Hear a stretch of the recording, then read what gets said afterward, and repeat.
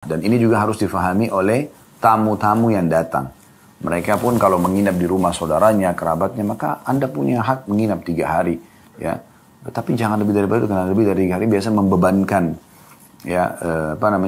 pemilik rumah. Ya, mungkin dia punya aktivitas yang cukup banyak di rumah, tapi hanya terbatasi dengan keberadaan Anda, gitu kan?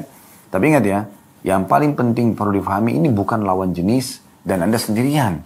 Jangan sampai Anda jadikan hujah, oh karena Anda seorang janda, so ada tamu laki-laki datang, oh ini tamu ini kan harus hormatin, nginep di rumah. Terjadilah fitnah-fitnah yang tidak diinginkan. Tentu bukan ini yang dimaksudnya. Anda jangan menyalahgunakan penyampaian ini sehingga dikemas untuk membenarkan sikap kesalahan Anda dalam syariat Allah Subhanahu wa taala. Allahu Rabbi wal Islam dini wa Muhammadan Rasulullah. Assalamualaikum warahmatullahi wabarakatuh. Alhamdulillah wassalatu wassalamu ala Rasulillah. Segala puji dan puja kehadirat Allah Subhanahu wa taala, juga salawat dan taslim kepada Nabi besar Muhammad sallallahu alaihi wa ala alihi wa sahbihi wasallam. Saudaraku seiman, seperti biasa di hari Kamis siang hari pukul 13.00 waktu Indonesia Barat, kita akan melanjutkan bahasan bedah buku kita Kuni Zaujatan Najihah. Jadilah istri yang sukses, dan penerbit menerjemahkan dengan menuju rumah tangga bahagia. Tentu sering kami ulangi bahwasanya bahasan buku ini memang bertujuan untuk membangun dan meningkatkan kualitas setiap muslimah secara keimanan, secara ilmu, secara kualitas sesuai dengan agama Allah Subhanahu wa taala. Oleh karena itu, setiap muslim yang mengikuti acara ini tentunya di saat ada sesuatu yang mereka dapatkan tambahan informasi, maka itu adalah ilmu, dan tentu juga dengan diamalkan ilmu, imannya akan bertambah. Dan jangan seseorang di antara Anda yang mengikuti acara ini kemudian mengatakan, kok Ustadz bahas ini, kok Ustadz bahas itu, seakan-akan ya itu dia tidak senangi karena menyinggung apa yang sedang dia langgar misalnya, atau apa yang kurang dari dirinya. Tapi sebaliknya, majelis ilmu itu bertujuan memang memberikan informasi tambahan apa yang telah disyariatkan oleh Allah Subhanahu wa taala, agar setiap muslimah, kalau di bahasan sini masalah muslimah, itu meningkatkan skill mereka ya, dan juga kualitas keimanan dalam menjadi seorang istri. Karena memang rumah tangga bagi seorang istri adalah surganya. Kapan seorang muslimah telah menikah dan berstatus sebagai istri, apalagi sebagai ibu, maka semua kunci-kunci untuk masuk ke dalam surga sudah ada di tangannya. Tinggal bagaimana dia merawat kotak kecil dari rumah dia itu, yang luasnya 200, 300, 1000 meter, 2000 meter. Itu saja lingkup dia menatanya dengan baik. Karena itu adalah kewajiban dia yang merupakan hak suami, karena merawat rumah suami. Begitu juga dengan kalau Allah kurnia dia anak, maka dia menjaganya, mendidiknya dengan baik, bersabar dalam merawatnya, dan mengarahkan semua sesuai dengan agama Allah Subhanahu wa taala. Dan di saat suaminya sedang ada, dia melayani dengan baik. Intinya berkisar di sekitar rumahnya. Pada saat dia meninggal dunia, maka di dunia tentu dia kebahagiaan karena sudah dicintai oleh suaminya, dipenuhi kebutuhannya, dia ingin apapun di rumah ada, kendaraan ada, ya. Fasilitas umumnya disiapkan oleh laki-laki sesuai dengan kemampuan dia, karena itu kewajiban. Dan juga kemudian dia butuh kebutuhan dasar, makanan, minuman, semuanya ada. Plus lagi Allah Subhanahu wa taala bahagiakan dia dengan mohon maaf, dikaruniai anak yang merupakan buah hati setiap ibu. Yang anak itu akan selalu bersama dengan dia sepanjang hari, ya, sampai dia meranjak dewasa, yang terus akan menyenangkan hati dia, ya, menggembirakan matanya, tatapan matanya, karena ada gerakan-gerakan, ada ucapan yang lucu, ya. Yang ini sebenarnya ya hiburan dari Allah Subhanahu wa taala, sekaligus menjadi amal saleh yang nanti mereka akan jadi pemimpin-pemimpin setelah ibu ini, atau setelah mereka dewasa, ataupun ibu ini meninggal dunia. Dan setelah meninggal dunia, di akhirat akan masuk ke dalam surga. Lalu apalagi yang Anda harapkan lebih baik daripada ini tentunya. Nah, ini tujuan dan target kita belajar, teman-teman sekalian. Jadi jangan sampai ada yang mengatakan, oh kok saya salah lagi nih. Nah, bukan salah sebenarnya, ya. Bukan salah. Tetapi Anda sekarang baru mendapatkan informasi, ternyata agama menyuruh yang seperti ini. Tinggal Anda ubah saja polanya. Ya, pola makan, pola tidur, pola minum, pola berpakaian, ya, pola bergaul dengan suami, pola bergaul dengan anak-anak, dengan mertua, dengan tetangga, dengan tamu-tamu yang ada dan seterusnya. Maka ini tujuan daripada taklim tersebut. Jadi tidak ada maksud dan tujuan di sini menyalahkan, menyudutkan, karena saya juga tidak mengenal Anda semuanya. Tapi kita sedang berbicara dimanapun ya, buku ini dibedah, maka akan sama bahasannya. Apakah dalam bahasa Indonesia seperti kami sampaikan sekarang, atau misalnya di negara Arab ada seseorang yang menyampaikan buku ini dalam bahasa Arab, atau yang menerjemahkan ke bahasa Inggris, ke bahasa Prancis, dan seterusnya akan sama penyampaiannya gitu kan. Karena memang ini bagian daripada syariat Allah Subhanahu wa Ta'ala yang harusnya setiap muslim memahaminya. Jadi ini poin yang saya harapkan bisa teman-teman jadikan sebagai pondasi dasar dalam bahasan kita. Baik, kita akan bahas kelanjutan buku ini insya Allah di lembaran-lembaran terakhirnya tentang tamu. Bagaimana seorang muslimah memahami perintah Allah Subhanahu wa Ta'ala dan Rasulnya Muhammad sallallahu alaihi wasallam dalam menjamu tamu, melayani tamu, menerima tamu. Begitu juga dengan tamu-tamu suaminya, ya. Di situ ada adab-adab dan tata krama yang tentunya harusnya difahami, ya. Dan bagaimana dia bermuamalah dengan tamu-tamu tersebut, ya. Karena ada tamu-tamu yang boleh dia layani spontanitas seperti mahram dia misalnya, ayahnya, ibunya, atau mertuanya, saudaranya, ya, anak suaminya, kalaupun misalnya suaminya sudah punya anak. Ya, ini semua orang-orang yang spontan saja dia bisa melayaninya. Tapi ada batasan-batasan pada saat tamu itu lawan jenis, kan gitu. Apalagi dia lagi sendirian, maka ini harusnya dia mengetahui adabnya. Tidak boleh dia berduaan dengan tamu misalnya, ya. Dan dia punya hak untuk tidak menerima tamu di saat dia sendirian, karena dikhawatirkan terjadi fitnah-fitnah, gitu kan. Ini adab-adab yang nanti insya Allah akan coba kita singgung pada bahasan kita ini. Nah di sini ada bahasan yang menarik dari Dr. Najlah Hafizahullah antara teman dan tamu suami dengan kehidupan rumah tangga. Ya. Saya akan coba bacakan apa yang beliau tulis di sini. Beliau mengatakan, hendaklah engkau memperhatikan teman dan tamu suamimu, karena ini dapat menggembirakan hati suamimu. Ingatlah dalam dirimu betapa engkau bergembira dengan keberadaan temanmu yang tercinta di rumahmu, betapa engkau memilih apa yang akan engkau hidangkan kepadanya, dan bagaimana engkau memperlakukannya. Singkatnya, engkau sangat berbahagia dengan keberadaannya. Begitu pula suami, ia ingin menjamu temannya sebaik mungkin dan memuliakannya, bukan sekedar karena ia adalah tamu, tapi karena ia diperintahkan secara syar'i. Ini adalah salah satu kesempurnaan iman suamimu, maka janganlah engkau menghalanginya. Jadi dari bahasan yang atau 2-3 paragraf yang baru saya bacakan ini, ya, yang Dr. Najlah ingin titik beratkan teman-teman sekalian, bagaimana seorang muslimah, ya, ada 2 hal yang diperhatikan. Yang pertama, mencintai tamu, menyukai tamu, ya. Karena ada sebagian muslimah pada saat mereka berstatus istri, mereka itu tidak suka dengan tamu. Ya, apalagi kalau tamu-tamu itu tamu suaminya misalnya. Dia merasa mengganggu, mengambil waktunya.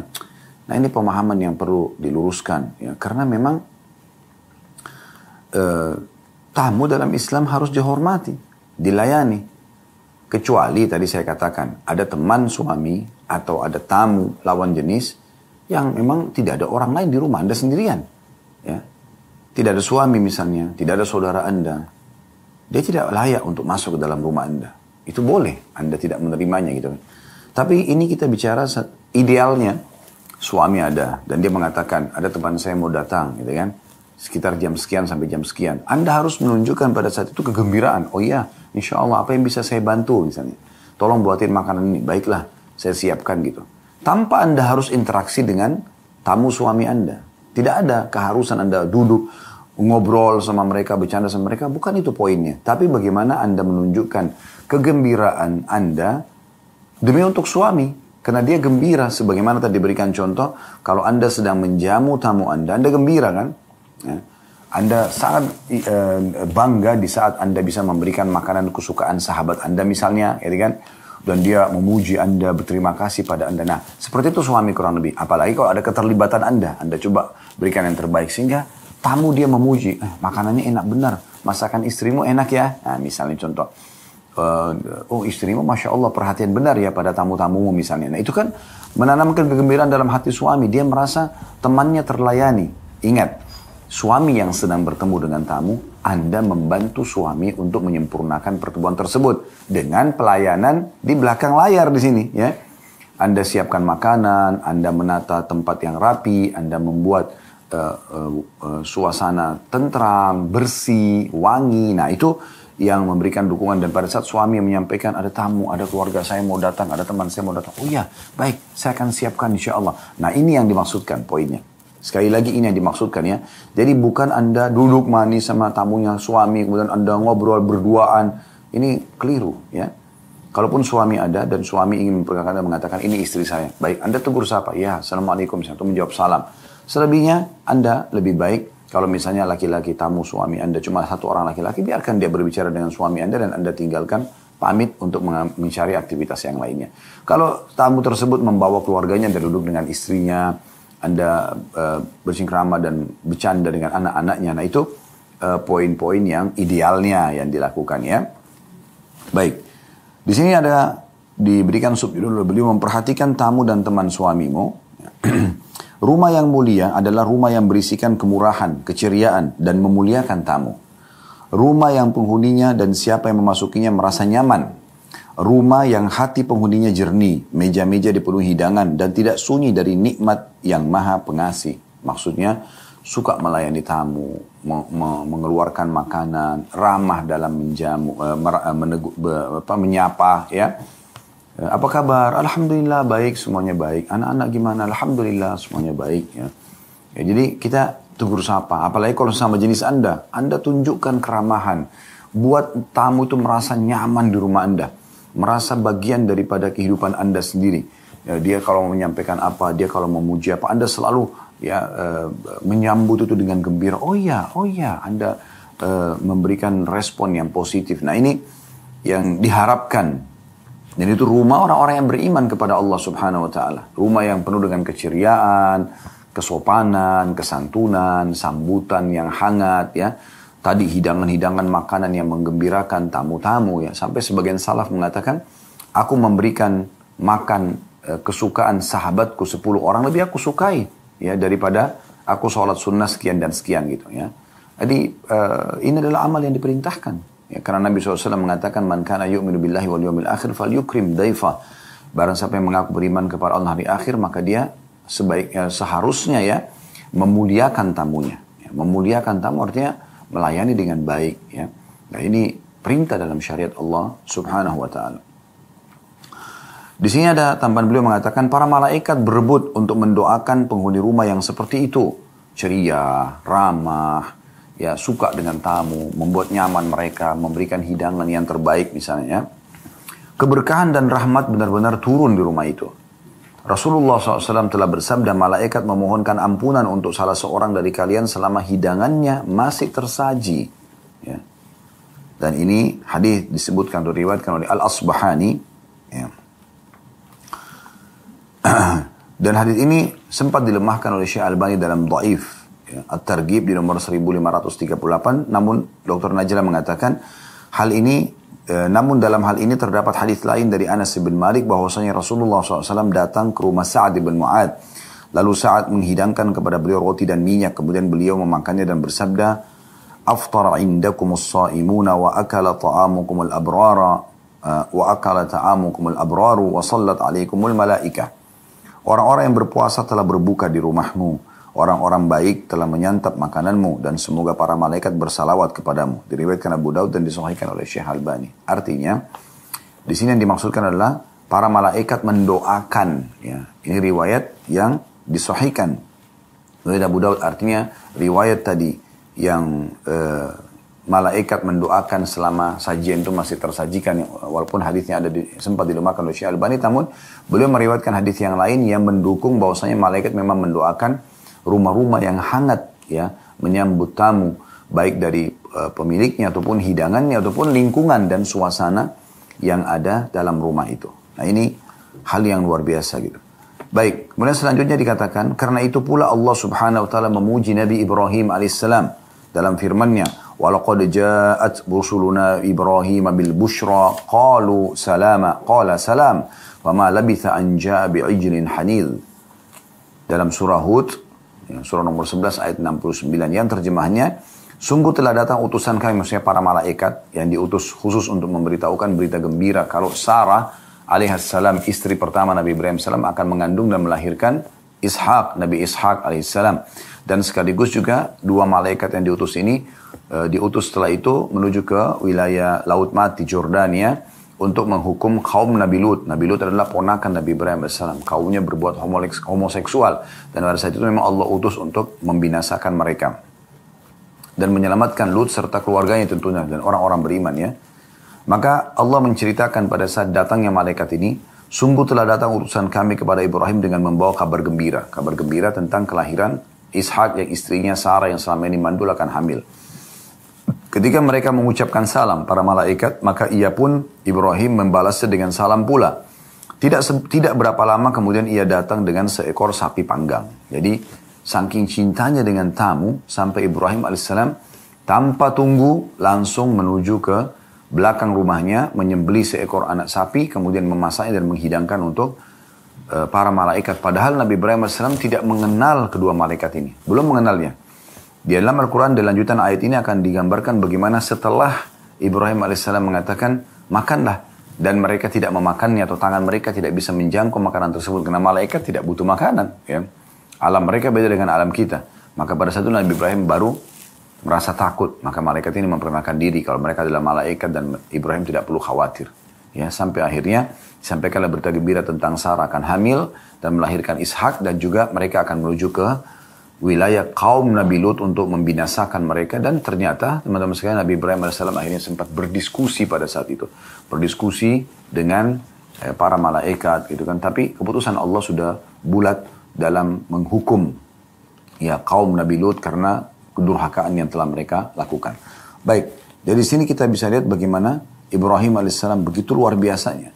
Ya, sampai beliau dapat julukan Abu Du'fain atau kepalanya para penyambut tamu ya.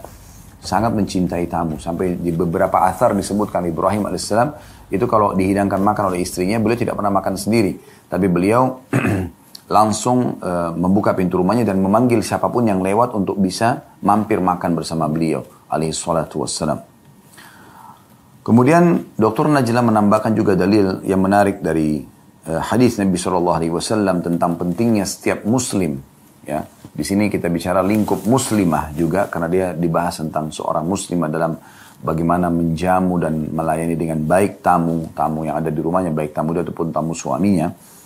Berakhir daripada hadis ya yang mengingatkan agar memuliakan tamu, dan itu adalah sifat orang-orang beriman. Sebagaimana Nabi SAW bersabda, "Man kana yu'minu billahi wal yawmil akhir falyukrim dhaifahu." Qalaha thalathan. Qala ar-rajul wa ma karamatu ad-dhaifi ya Rasulullah? Qala thalathatu ayyamin fama zada ba'da dhalika fa huwa sadaqah. Hadis ini diriwayatkan oleh Ahmad dan disahihkan oleh Syekh Al-Albani dalam Sahih Al-Ghabi dalam Sahih At-Targhib di nomor 2594. Terjemahnya teman-teman sekalian, kata Rasulullah SAW, barang siapa yang beriman kepada Allah dan hari akhir, maka muliakanlah tamunya. Atau dia seharusnya memuliakan tamunya. Dan beliau SAW mengulangi ini sampai 3 kali. Seorang sahabat bertanya, bagaimana memuliakan tamu itu wahai Rasulullah? Maka Nabi SAW mengatakan, menjamunya selama 3 hari dan selebihnya adalah sedekah. Dari hadis ini kita bisa lihat teman-teman sekalian bagaimana Nabi SAW bukan hanya sekedar memerintahkan kita untuk menjamu tamu setengah jam, 1 jam, 15 menit misalnya, atau 2 jam, 3 hari. Tamu itu punya hak untuk dilayani. Ya, boleh dipersilakan untuk nginap di rumah. Gitu. Tentu dengan adab-adab dan tata keramanya ya. Kalau tamu ini layak untuk kita ajak menginap misalnya, bukan orang-orang yang ugal-ugalan ya. Kita muliakan dia dengan menawarkan nginap di rumah. Kesanak kerabat yang datang dari perkampungan, dari desa, mereka butuh tempat tinggal ya. Orang-orang yang datang, sahabat-sahabat yang baru mau mencari pekerjaan misalnya ya. Orang-orang yang hijrah dari wilayah-wilayah yang mereka sulit untuk ibadah, mereka baru mencari penghidupan di kota kita. Lalu kita persilahkan untuk datang menginap di rumah. Dan ini saya melihat masih cukup kental ya di beberapa pedalaman kita ya. Saya beberapa kali masuk ke beberapa pedalaman kita, Masya Allah, Tabarakallah, ketemu sama beberapa orang di masjid tanpa mengenal gitu ya. Setelah mereka tahu kami datang dari satu kota misalnya, mereka mengatakan silakan ke rumah kami, ayo kami siapin makan, kalau mau nginap silakan ada tempat. Ini Masya Allah, mereka sangat luar biasa. Tapi memang ketemunya di masjid gitu kan, mereka melihatnya, oh ini orang-orang Insya Allah menurut pandangan tanda kutip mereka adalah orang-orang yang baik. Nah ini positif sekali, positif sekali. Dan sangat unik kalau ada rumah yang sama sekali tidak ada tamu gitu kan. Tidak ada tamu yang datang menginap. Ini sangat unik gitu. Kenapa harus seperti ini keadaannya? Nah, ini poin yang kita garis bawahi ya. Baik, kalau ada lebih daripada 3 hari tamu itu tinggal, maka itu adalah sedekah dari pemilik rumah. Dan ini juga harus difahami oleh tamu-tamu yang datang.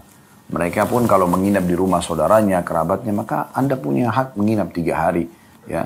Tapi jangan lebih daripada itu, karena lebih dari 3 hari biasa membebankan ya pemilik rumah ya. Mungkin dia punya aktivitas yang cukup banyak di rumah, tapi akhirnya terbatasi dengan keberadaan Anda gitu kan. Tapi ingat ya, yang paling penting perlu difahami, ini bukan lawan jenis dan Anda sendirian. Jangan sampai Anda jadikan hujah, oh karena Anda seorang janda, so ada tamu laki-laki datang, oh ini tamu ini kan harus hormatin, nginap di rumah. Terjadilah fitnah-fitnah yang tidak diinginkan. Tentu bukan ini yang dimaksudnya. Anda jangan menyalahgunakan penyampaian ini sehingga dikemas untuk membenarkan sikap kesalahan Anda dalam syariat Allah Subhanahu wa taala. Jadi yang benar adalah di rumah keramaian gitu kan. Anda punya rumah 2 lantai, memungkinkan Anda meletakkan tamu di bawah gitu kan. Anda di atas misalnya, itu oke saja ya. Ini poin-poin yang perlu digarisbawahi juga. Lalu kata Dr. Daniel di sini, kedermawanan itu adalah akhlak, bukan banyak harta. Kedermawanan yang sebenarnya adalah akhlak. Bagaimana dia walaupun hidupnya sederhana, mungkin pendapatannya masih kecil, tapi subhanallah suka sekali dengan tamu.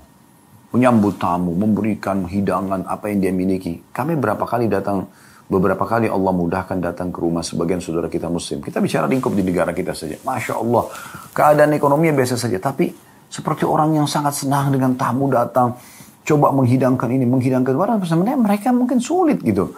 Tapi kegembiraan terhadap menjambut tamu ini, inilah contoh rumah orang-orang beriman.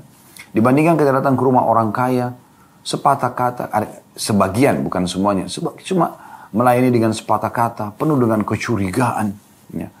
Mengeluarkan, mungkin juga bahkan tidak mengeluarkan makanan karena berharap tamunya segera pergi. Ya.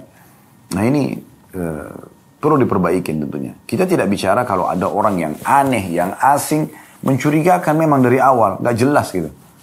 Orang ini nggak jelas siapa, ya, tiba-tiba saya mau bertamu di rumah Anda. Kan ini cukup unik gitu. Tapi kalau orang datang menjelaskan tentang keadaan dia, saya ini baru datang dari kampung, saya ini bantuan ini dan begitu, kita fokus bantuan harta, kita berikan bantuan dia. Mungkin dia butuh transportasi, kita mudahkan kalau kita punya transportasi untuk mengantarnya ke satu tempat, misal contoh. Atau mungkin dia memang butuh tempat dan Anda setelah memastikan ternyata orang ini benar gitu kan, bukan dia orang yang sengaja masuk ke rumah untuk mengatur strategi curian, itu silakan saja ya. Anda jadikan itu sebagai kesempatan Anda untuk menjamu tamu. Saya punya seorang sahabat dekat, Masya Allah, di Jakarta, semoga Allah jaga beliau. Di saat saya masih belum pindah ke Jakarta, saya sangat mengingat dan mengenang itu, dan memang bagian daripada perintah Nabi SAW, kita harus selalu mengenang kebaikan orang ya. Dan saya tidak akan pernah melupakan, walaupun kebaikan itu mungkin tidak seberapa besar, tapi bagi kami yang sudah diberikan pelayanan itu sangat besar. Di saat saya datang dan beliau tahu, pasti beliau akan menawarkan jadwal, ya, ceramah misalnya, untuk menggantikan posisi beliau. Padahal sebenarnya beliau lebih layak gitu ya, tapi beliau tawarkan, Ustaz Khalid tolong isi di sini misalnya. Dan beliau seorang ustadz, Masya Allah, seorang kiai. Dan Masya Allah, beliau punya kendaraan cuma satu saja. Dan beliau seringkali mengatakan, silakan dipakai. Saya nggak usah, saya banyak transportasi umum bisa saya insya Allah gunakan. Kemudian akhirnya kadang-kadang saya semobil sama beliau, kadang-kadang saya transport. Dan saya pernah ditahan untuk nginap di rumah beliau. Jazakallah khairan. Dan itu selalu saya kenang gitu. Mungkin ada sebagian kerabat kami pun pada saat mengetahui kami datang, mereka punya kendaraan banyak, 3, 4. Mungkin tidak ada sedikit pun penawaran untuk mungkin digunakan untuk transportasi. Tapi orang ini dengan satu kendaraan dia masih bisa memikirkan. Bahkan saya pernah mendrop beliau dengan drivernya ke kantor beliau, kemudian silahkan kalau mau pakai kemana saja kendaraan itu. Padahal umumnya bisa saja standby di kantor dia kan, tapi begitulah bagaimana orang-orang yang sudah faham untuk memuliakan tamu, memuliakan tamunya. Ya, jazakallah khair. Ada juga di antara teman-teman yang Masya Allah di saat saya waktu itu butuh untuk melalang ke kedutaan Saudi, ngurus visa. Waktu itu saya sempat dipinjamkan motor, kemudian saya menggunakan motor itu. Setelah saya keliling gitu kan menyelesaikan urusan visa, urusan tiket, saya sempat berpikir, subhanallah, ya, orang ini mungkin sederhana, dia niatnya hanya untuk menghormati tamu. Tetapi tanpa dia sadari mungkin ya, walaupun dia sadari juga tidak ada masalah. Tapi kalau saya merasa orang ini tidak menyadari sampai ke sana gitu. Kalau semua apa yang dia lakukan yang hanya meminjamkan kendaraan dan seseorang menyelesaikan urusan umroh misalnya, maka dia akan panen semua pahala umroh tersebut. Hanya dengan bensin 5 liter, 2 liter, 3 liter. Meminjamkan transportasi sehari atau 2 hari. Akan panen pahala semua yang dilakukan oleh orang yang telah dia pinjamkan kendaraan tersebut. Dan ini contoh-contoh saja ya. Jadi di sini beliau mengatakan kata-kata yang menarik sekali. Kedermawanan itu adalah akhlak, bukan banyaknya harta. Peribahasa mengatakan, tanda kutip, sambutlah aku dan jangan memberiku makan. Ya, maksudnya, bagaimana sambutanmu jauh lebih mahal daripada makanan yang kau hidangkan. Ya, kalau orang itu santun, ramah, walaupun dia tidak punya apa-apa, kita lebih nyaman ya, daripada orang yang tidak santun, tidak ramah, kemudian menghidangkan makanan. Dengan kakunya menjawab tamu, dengan kasarnya, dengan tidak ada ketentraman, tidak ada sambutan, tidak ada kehangatan di situ. Maka jauh lebih baik yang pertama tentunya. Lalu beliau mengatakan betapa banyak rumah orang kaya tapi orang-orang tidak suka memasukinya. Dan betapa banyak rumah orang fakir tapi banyak orang yang merasa nyaman di dalamnya. Ya. Lalu beliau mengangkat riwayat dari Uqbah bin Abbas radhiyallahu anhu dari Nabi SAW. Beliau bersabda, la khaira fiman la yudhif. Tidak ada kebaikan pada orang yang tidak suka menyambut tamu.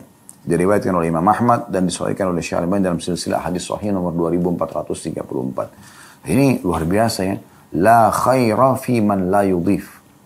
Tidak ada kebaikan dalam kehidupan seseorang yang tidak pernah memuliakan tamunya atau menerima tamu. Ya, sangat eksklusif. Tidak ada yang dia harapkan bisa bertamu ke rumah. Bahkan dia tidak berharap ada tamu datang.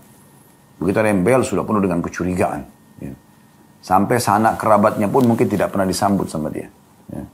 Semuanya kalau datang ya ditepis, dijauhkan. Ya.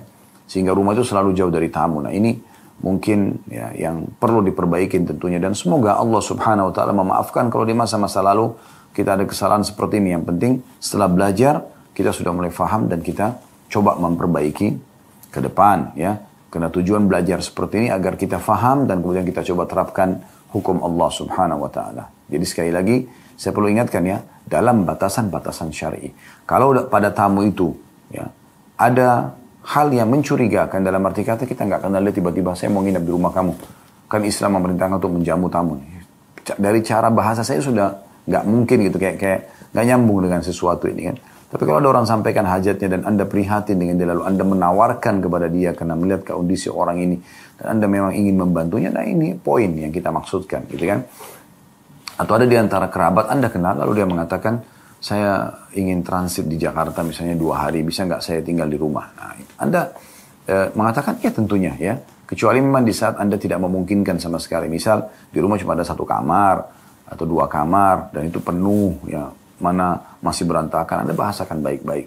Dan di saat Anda masih bisa membantu dia mungkin menyiapkan penginapan misalnya, nah oke, Anda lakukan itu ya sebagai bentuk gantinya. Nah ini yang dimaksudkan. Tapi jangan sampai kita menjadi orang yang disebutkan dalam hadits ini tidak ada kebaikan ya pada orang yang sama sekali tidak mau menjamu tamunya. Nah, atau memang kondisi yang kedua tadi, kondisi orang yang mencurigakan ya, atau kondisi yang kedua adalah bermaksiat gitu. Tadi sudah saya kasih contoh ya, kasih contoh bagaimana seorang janda mungkin masih muda dan segala macam, dia sendirian di rumah atau cuma dengan anak gadisnya, lalu dia menjamu tamu laki-laki asing dengan alasan adalah tamu. Nah, ini nggak mungkin gitu. Kalau saudaranya mahramnya itu lain, sudah kita bahasakan dari awal, ayahnya, mertuanya, ya. Bahkan ipar pun tidak dianjurkan, gitu kan? Karena memang pernah ditanyakan oleh Nabi SAW pada saat beliau mengatakan kalau 2 orang, laki-laki dan perempuan berdua, ketiganya syaitan, maka kata seorang sahabat, ya Rasulullah, bagaimana dengan hamu? Hamu itu ipar. Kata Nabi SAW, alhamul maut, ipar itu justru kematian. Karena kalau terjadi perselingkuhan, maka tentu sangat menyakitkan hati suami, gitu kan?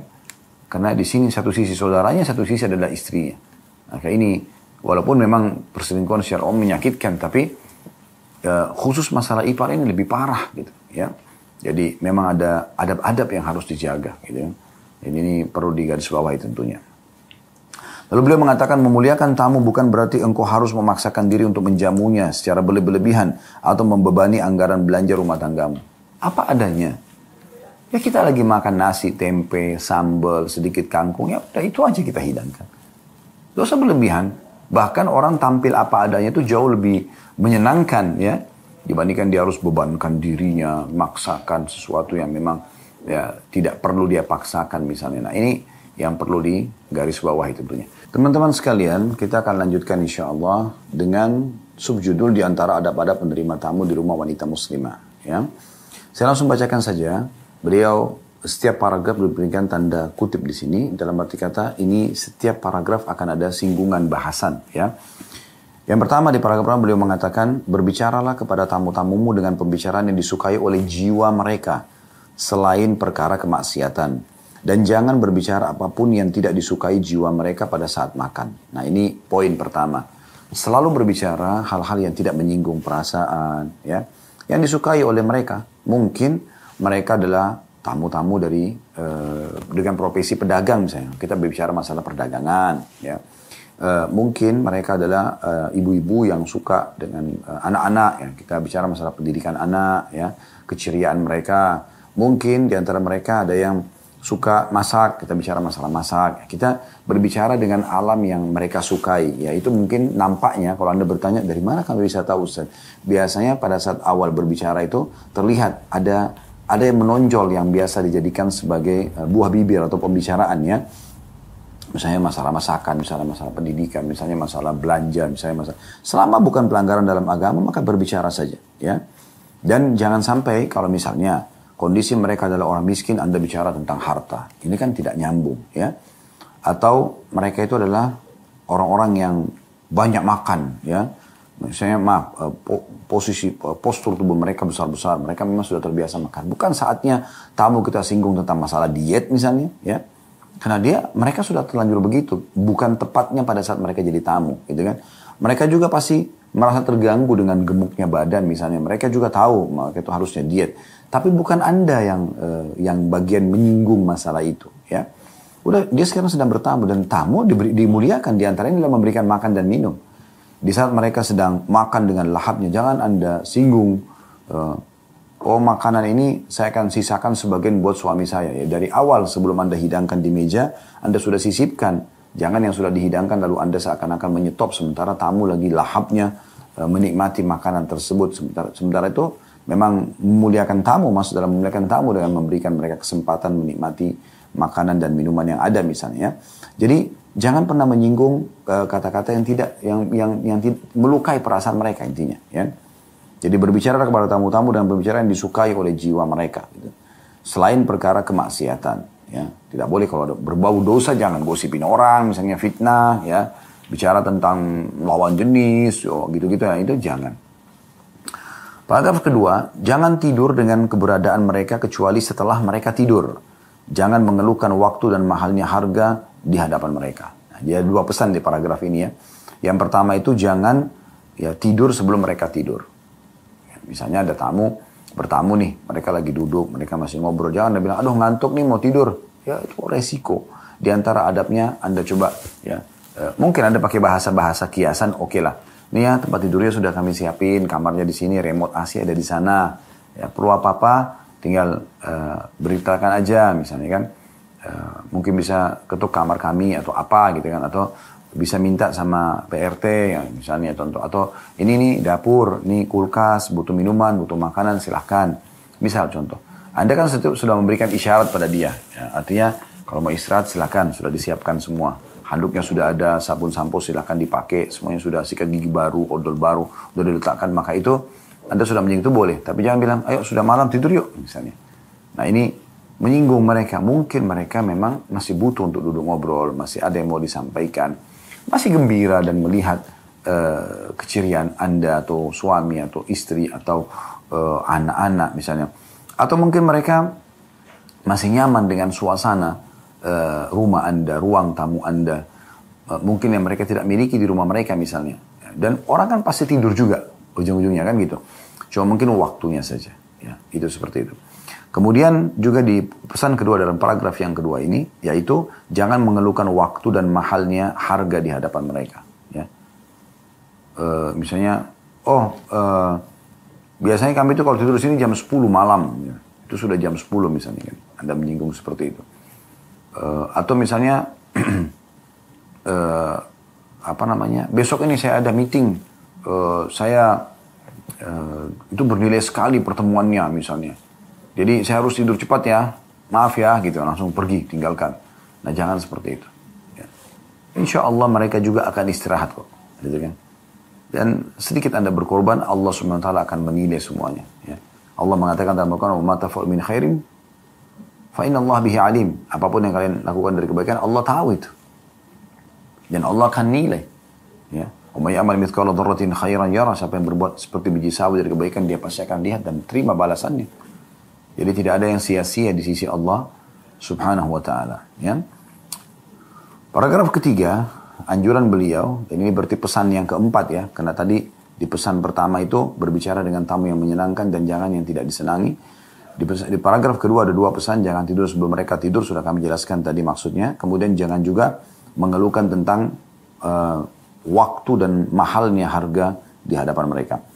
Paragraf ketiga, dan ini pesan keempat, tunjukkan keceriaan di hadapan mereka. Selalu aja ceria. Walaupun sebenarnya Anda mungkin lagi ada masalah gitu kan. Apalagi kalau menyambut sanak kerabat ya, mertua, ya menyambut ipar, menyambut kerabat Anda sendiri, orang tua Anda, saudara Anda, saudari Anda. Tunjukkan keceriaan, buat mereka senang ke rumah itu. Bercanda, ya itu mubah, selama bukan maksiat, tidak masalah. Ya, jangan dibawa pada ketegangan gitu kan. Ini pesan yang keempat. Paragraf yang keempat, dan kita masuk pesan kelima, jangan memperlakukan anak-anakmu dengan kasar di hadapan mereka. Jangan bersikap kasar kepada anak-anakmu ketika menyuruh mereka belajar dan selainnya di hadapan mereka. Sehingga mereka tidak merasa bahwa mereka lah penyebab tersia-sianya waktu. Jadi Anda kalau anak-anak minta, Umi tolong ini misalnya. Baik, Anda, ya sebentar ya maaf, saya pamit sebentar. Anda tarik anak Anda, maksudnya di sini tanda kutip ya, tarik dengan lembut. Pegang tangannya, masuk ke dalam kamar lalu ingatkan. Umi lagi ada tamu ya nak, sudah begini dan begitu ya. Tolong dimengerti. Ya insya Allah. Butuh apa, Anda penuhi kebutuhan, lalu kemudian Anda kembali ke tamu Anda. Jadi jangan tegur mereka, nak masa nggak ngerti sih, kan Umi punya tamu nih. Nah, jangan seperti itu. Jangan sampai nanti tamu merasa, keberadaan mereka nih yang mengganggu kan gitu. Mungkin anaknya butuh, padahal sebenarnya memang betul, memang butuh. Tapi di sini poinnya adalah bagaimana kita tanamkan keceriaan dan kegembiraan ya di hadapan tamu dan mereka merasa memang mereka tidak mengganggu lah ya dengan datang ke rumah itu. Nah itu yang dimaksudkan di sini tentunya. Kemudian selanjutnya paragraf ya, yang kelima, dan ini pesan yang keenam ya di sini ya. Jangan beranjak dari tempat makan hingga hingga tamumu menarik tangan mereka. Jadi kalau lagi makan bersama, temani aja dulu walaupun Anda sudah selesai makan ya. Temani aja dulu tamu, tambahin buat dia ya. Tawarkan ini, tawarkan itu. Nah ini termasuk adab yang sangat baik untuk dijaga. Ya. Kemudian juga pesan selanjutnya, ini pesan yang keenam. Ya, pesan yang selanjutnya ini, dan ini di paragraf keenam juga, keluarlah bersama tamumu ke pintu rumah, diiringi dengan melepas kepergian mereka dengan baik, dan ajaklah mereka untuk berkunjung lagi. Nah ini juga sangat baik ya.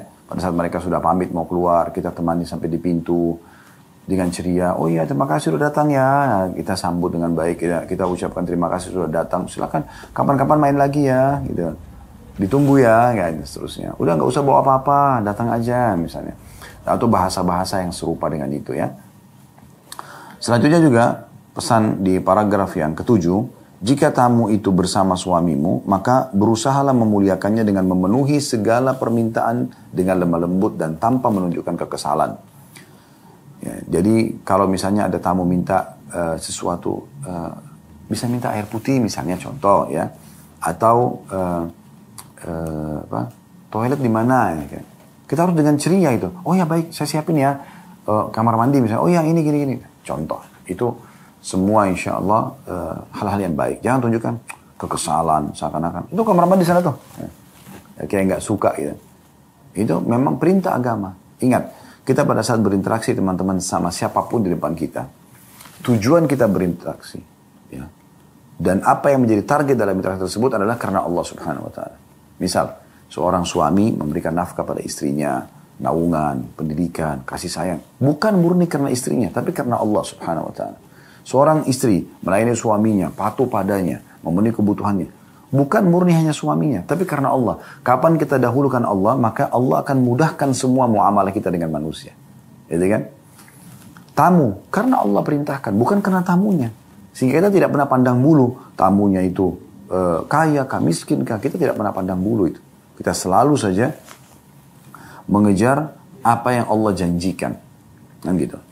Kemudian beliau mengatakan, masih di paragraf yang sama ya, jangan keraskan suaramu hingga terdengar oleh mereka, dan jangan menunjukkan penolakan terhadap kunjungan mereka pada waktu-waktu yang tidak cocok bagimu. Sebab semua itu dapat melukai perasaan tamu dan menyulitkan posisi suamimu. Subhanallah, pernah ada satu orang datang siang hari di rumah Nabi SAW, di waktu istirahat siang. Nabi SAW biasanya kailula atau istirahat siang ya. Kemudian pada saat itu, teriak-teriak dari depan rumah Nabi. Subhanallah, Nabi SAW keluar, menanyakan, iya, ada yang bisa saya bantu gitu. Maka dia mengatakan, kami datang untuk menantang Anda bersyair. Siang bolong, hari, orang waktu istirahat gitu kan. Nabi SAW melayani, panggil sahabat, layani. Dan ternyata itu sangat menyentuh buat mereka, karena mereka rupanya tidak terbiasa istirahat siang.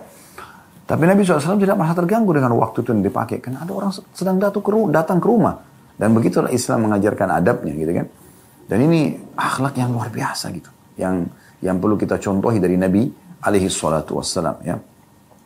Tentu apa yang ditulis oleh Dr. Najla di poin masalah tamu dan teman suami ini sudah selesai sampai di sini. Dan kedepannya ada bahasan pasal ke-12, badai-badai yang menghancurkan kebahagiaan rumah tangga, problem dan solusinya. Nanti akan kita bahas tentang masalah itu insya Allah panjang lebar di pertemuan akan datang. Namun di sini saya ingin tambahkan, ada adab juga yang perlu digarisbawahi ya. Tadi kan kalau tamu datang, nah yang belum disinggung oleh Dr. Najla tentang bagaimana kalau kita mengundang tamu. Nah ini perlu yang saya tambahkan ya. Jadi kalau Anda ingin mengundang tamu, Anda harus mengetahui adab-adab ini. Ya. Undang tamu ke rumah yang orang itu layak secara syar'i, secara agama. Maksudnya orang-orang yang soleh, ya, sehingga memang mereka tuh kalau datang berbicara hal-hal yang baik juga sesuai dengan kesolehannya. Tentu suami mengundang tamu laki-laki yang soleh dan sang istri mengundang tamu soleha perempuan. Tidak boleh kita masukkan ke dalam rumah kita sengaja kita undang ya. Tadi kan yang kita bahas kalau ada orang datang. Nah sudah kita sebutkan panjang lebar adab dan tata keramanya. Sekarang kalau kita mau undang orang, pegangi hadits Nabi SAW. Beliau bersabda, la tusahib illa mu'mina. Jangan pernah kamu bersahabat, berteman kecuali dengan orang-orang mukmin. Wala ya'kulu ta'amaka illa taqi. Dan jangan memakan makananmu kecuali orang-orang yang bertakwa. Hadis Abu Daud dan Tirmidzi. Ya, jadi memang yang kita berikan makanan orang-orang soleh dan soleha. Karena dengan mereka makan, mereka makin kuat beribadah. Nah itu targetnya. Supaya mereka bisa lebih kuat dalam beribadah. Ya. Kemudian, hal kedua yang harus diperhatikan, tidak mengkhususkan mengundang orang-orang kaya saja. Karena ekonomi Anda ya menengah ke atas, Anda cuma undang kelas-kelas Anda saja.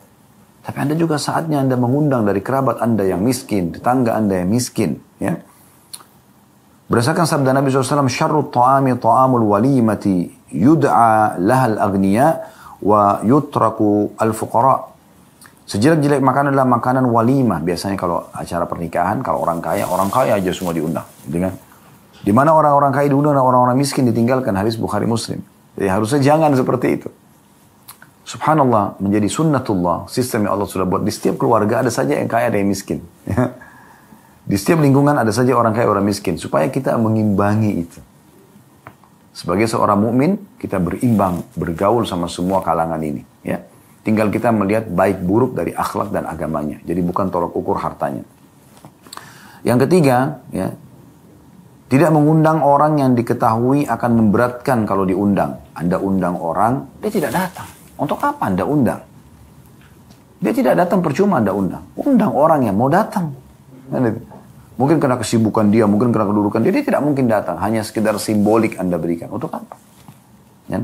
Kecuali Anda tahu undangan itu akan sampai ke dia, mungkin dia pertimbangkan, tidak ada masalah. Tapi kalau Anda sudah tahu pasti tidak akan datang, untuk apa? Yang keempat, disunnahkan untuk menyambut para tamu dengan sambutan-sambutan yang ceria, ya. Kalau tadi kan memang ini juga masuk dalam bahasan sebelumnya tadi yang kita bahas di buku, ya.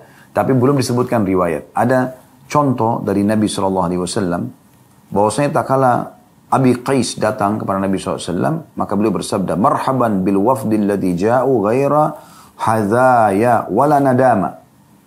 Selamat datang kepada para utusan yang datang tanpa merasa terhina dan menyesal. Hadis Bukhari Muslim. Maksudnya, selamat datang wahai tamu-tamu yang Masya Allah meluangkan waktu untuk datang untuk kami. Ya. Oh, selamat datang semuanya. Gembira melihat Anda semua di sini. Ya, misal. Sambutan orangnya penting, gitu kan, di awal pembukaan. Jadi mereka masuk rumah itu dalam kondisi disambut gembira. Ini yang dibutuhkan. Yang kelima, memuliakan tamu, ya. Dan ini sudah kita jelaskan tadi sebenarnya, memberikan makanan yang terbaik, berbicara yang baik dan seterusnya, ya. Terutama makanan dan minuman, ya. Di poin ke-6 misalnya menyajikan, ya, tidak perlu bermewah-mewahan, tadi sudah disinggung, ya. Yang penting semampu kita. Semampu kita. Dan ini perlu untuk kita garis bawahi. Kita berikan apa yang kita mampu berikan. Tidak usah berlebihan, gitu ya. Dan juga perlu teman-teman sekalian mendahulukan tamu itu dengan orang yang lebih tua, ya. Saya ada di antara mereka yang lebih tua.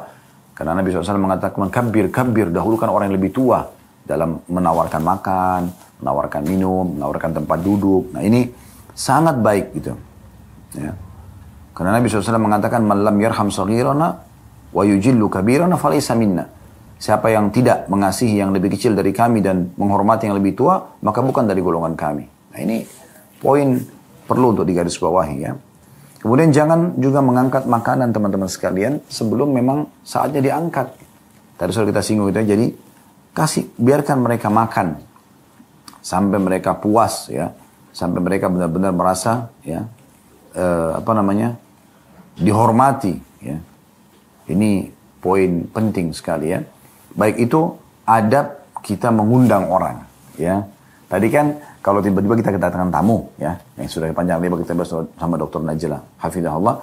Sekarang kita tambahkan dengan adab kita mengundang orang. Jadi yang kita undang itu siapa? Itu sudah kita sebutkan. Kesimpulannya sebenarnya orang beriman dan orang baik-baik, ya. Dan kemudian kita layani dengan baik. Sekarang kita akan singgung dan kita tutup teman-teman adab bagi tamu. Nah, Anda kalau bertamu ke rumah orang, apa yang harus Anda lakukan? Yang pertama Anda harus ketahui kalau Anda mau bertamu, apakah itu undangan atau bukan? Ya. Kalau undangan itu tertuju kepada Anda, jawab. Sesuai dengan sabda Nabi SAW, "Man du'a fal yajib." Siapa yang diundang harusnya dia menjawab. Ya. Sudah tidak bisa dia sampaikan uzurnya, maaf saya belum bisa dan seterusnya. Hadis riwayat Abu Daud. Kemudian juga ada sabda Nabi SAW yang lain riwayat Bukhari, "Wa man taraka ad-da'wata faqad 'asallaha wa rasulahu." Siapa yang sengaja menolak undangan padahal dia mampu datang, maka dia telah bermaksiat kepada Allah dan Rasulnya. Ini jelas sekali hadis Bukhari, gitu kan. Jadi kalau Anda diundang, jawab. Kecuali dalam dua kondisi. Anda tidak memungkinkan untuk datang karena uzur, maka Anda sampaikan. Atau memang undangan ini maksiat kepada Allah. Nah, ini jangan Anda datang. Jangan Anda hadiri kalau ada kemaksiatannya. Kita tolak dengan cara santun. Atau kalau lebih baik lagi Anda dakwahi. Anda mengatakan, maaf ini tidak bisa karena memang ini ada pelanggaran agama misalnya, ya. Itu poin harus diketahui. Kemudian juga hal yang kedua, itu hal yang pertama tadi, ya. Kalau Anda diundang, Anda datang menjawabnya, gitu kan. Kemudian yang perlu digarisbawahi juga adalah tidak membeda-bedakan antara orang yang mengundang, apakah orang kaya atau orang miskin. Anda coba, ya, di saat Allah mudahkan kesempatan, karena menjalankan perintah Allah dan Rasulnya, Anda hadir. Kemudian juga Anda kalau mau masuk, Anda izin. Kalau Anda mau keluar, Anda izin. Ya. Dan adabnya adalah kalau Anda mengetuk pintu, maka jangan lebih dari 3 kali. Kalau lebih dari 3 kali, Anda pulang saja sesuai dengan hadis Nabi SAW. Ya. Kalau siapapun yang mengetuk rumah saudaranya 3 kali, kemudian membuka, pulanglah. Karena itu mungkin saudaranya punya hajat yang lain atau memang tidak ingin diganggu, gitu kan. Kemudian juga termasuk adabnya kalau Anda bertamu adalah Anda makan yang dihidangkan. di hadapan. Jangan minta sesuatu yang tidak ada. Karena memang Nabi SAW bersabda kepada anak istri beliau, anaknya Ummu Salamah yang bernama Salamah, ya gulam, kul biyaminik, samillah, kul biyaminik, wa kul mimma yalik. Kul biyaminik, wa kul mimma yalik. Wahai anak kecil, bacalah bismillah, makanlah dengan tangan kananmu dan makan yang ada di hadapanmu. Jadi supaya juga pemandangan penilaian orang tidak buruk ya. Dengan berdiri ambil di sana, makan di sana. Kecuali memang dia prasmanan orang bisa milih mungkin beda ya. Dan juga di sini perlu masuk dalam masalah adab adalah Anda ya menjaga porsi makanan tersebut. Jangan ambil makanan banyak gitu kan. Apalagi kalau kita lagi diundang rame-rame kan. Biasanya orang yang buat undangan itu sudah menghitung misalnya 100 tamu. Mungkin dia siapin tempe, ayam, potongan daging rendang atau apa. Itu sesuai dengan jumlah tamu atau lebih sedikit. Jangan sampai Anda datang karena ada ketamakan, Anda ambil berapa potong ayam, berapa potong rendang, Anda ambil nasi yang sangat banyak, sehingga orang mungkin tidak dapat bagian. Ya. Ada adab dan tata keramanya di sini. Kemudian juga, ya, jadi ini juga masuk dalam jangan memberatkan ya, tuan rumah ya, seperti sengaja meminta sesuatu yang tidak ada. Anda sudah dihidangkan air putih, Anda minta kopi, Anda minta teh, mungkin dia tidak punya. Ya, mungkin dia tidak punya. Atau mungkin mereka memang tidak minum kopi, tidak minum teh misal contoh ya. Yang dihidangkan alhamdulillah kita terima gitu ya. Kalau diberikan hadiah kita terima, tidak ada masalah. Dan ada adab yang sangat baik, kalau kita bertamu kita membawakan sesuatu buat tuan rumah. Nah ini juga termasuk adabnya. Berani daripada umumnya sabda Nabi SAW, tahadu tahabu. Saling memberikan hadiah maka kalian akan saling mencintai ya. Kemudian yang terakhir adalah jangan lupa doakan. Pada saat Anda sudah mau pulang, Anda doakan kalau diberikan makan. Seperti doa Nabi SAW, Allahumma at'im man at'amani, wasqi man saqani. Ya Allah berikanlah makanan orang yang telah memberikan aku makan, dan berikanlah minum orang yang telah berikan aku minum. Itu hadis riwayat Muslim ya. Juga ada riwayat yang lain, riwayat Imam Muslim juga, Allahumma gfir lahum warhamhum wabarik lahum fima razaqtahum.